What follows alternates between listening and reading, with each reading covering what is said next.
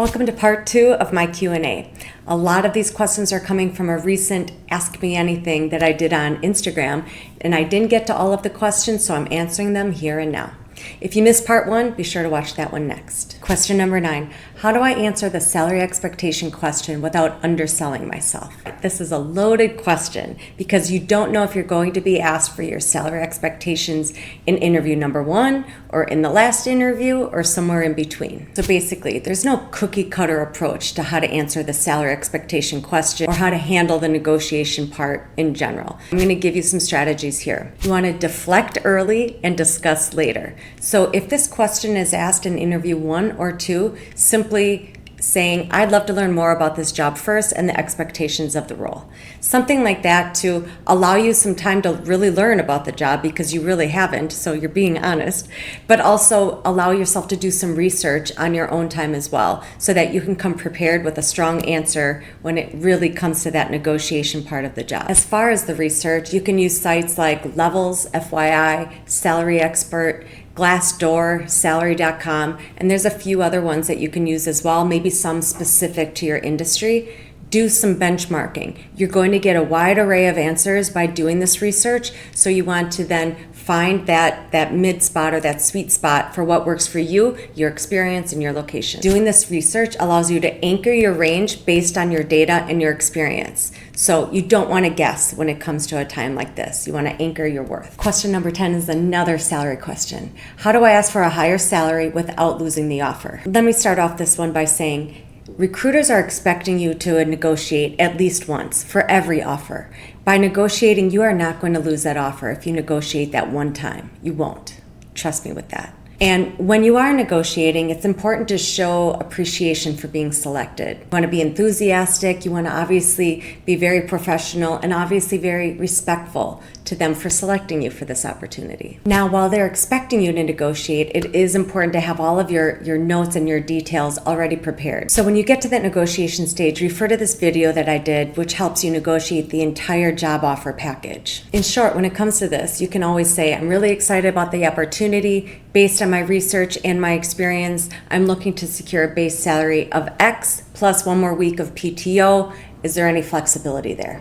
Just a brief example that you can use. But again, it shows that you've done your research. You're not just focused on the salary portion of it. You're looking at the job offer as a whole. You want to know your value and stay firm. And just know you can say no. You can say no to an offer. I know that sounds harsh in a job market like today, but you don't want to accept an offer that isn't the right fit for you, or else you're going to be unhappy again in just a few short months. I want you to look at the negotiation not as a confrontation, but more about showing your confidence, and it encourages collaboration. It's a conversation when it comes to that negotiation. It's actually quite funny that I help people with this stage because I remember the first couple of times trying to negotiate a job offer very early in my career, and I was absolutely terrible at it. So I've definitely learned a lot, and trust me, you're not going to lose the offer if you negotiate that first time for a better offer. Question number 11, what non-salary benefits should I negotiate in 2025?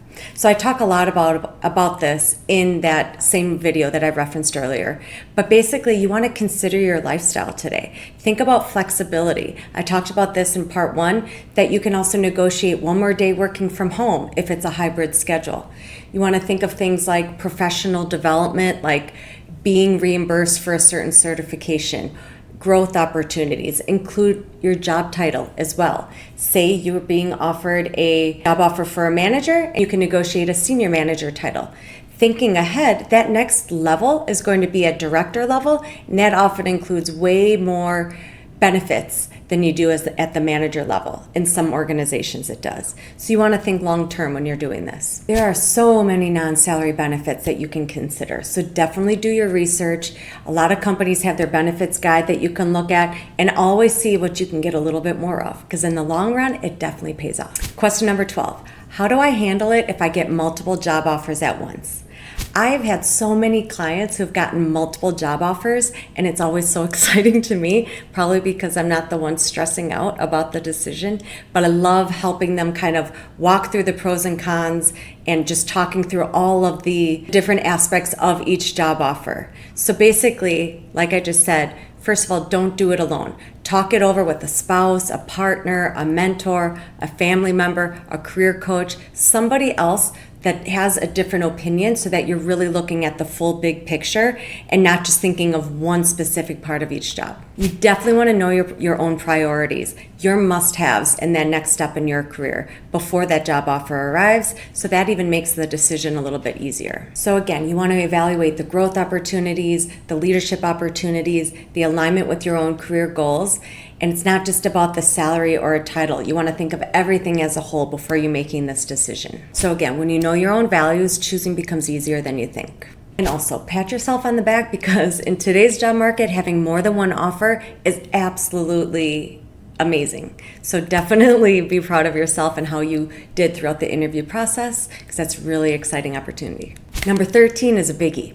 How do I get my foot in the door at companies that aren't posting jobs? I have multiple points here. So when it comes to LinkedIn, I know everybody's talking about LinkedIn right now. It's bigger than you think.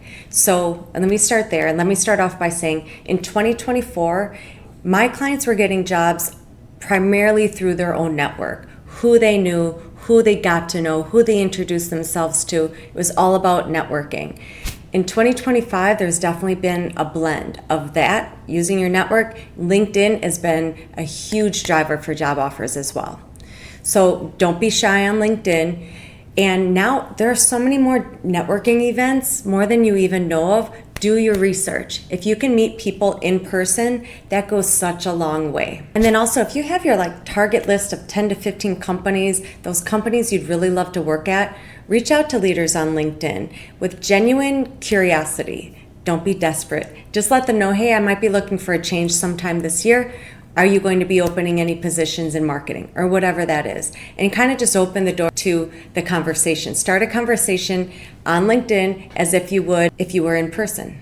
And also keep in mind people's attention spans. They are very short these days, about 5 seconds. So you want to keep your emails brief as well. I'd love to contribute to X, and align it with something maybe this company is in the news with, or a new merger or acquisition, or a new product that they're rolling out. If you can align it with something current, that's going to be really impressive and kind of catch their eye as well. So this type of visibility actually can open and create new opportunities even before they actually are posted. And now I have a challenge for you as well.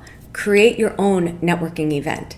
So if you worked at a large organization where you had a huge team, a lot of people who all live in the same city, maybe create an event, invite everybody to a happy hour at some bar or restaurant, 5 o'clock on Thursday, whatever day and time you want. Try to get as many people as you can to show up there. Or if you want to mix coworkers from different organizations you worked at, whatever works for you. The point of this is to reconnect with people that you used to work with. Get to know them personally again, see what's going on in their lives. Now, this isn't about you. Don't make it all about you and your job search. You want to get to know what everybody's doing, make it a point to have that one-on-one conversation with all of them that evening, and then go ahead and set up, hey, let's get coffee next week, or let's get lunch in a couple of weeks. Something like that where you can then make it about your job search at a later date.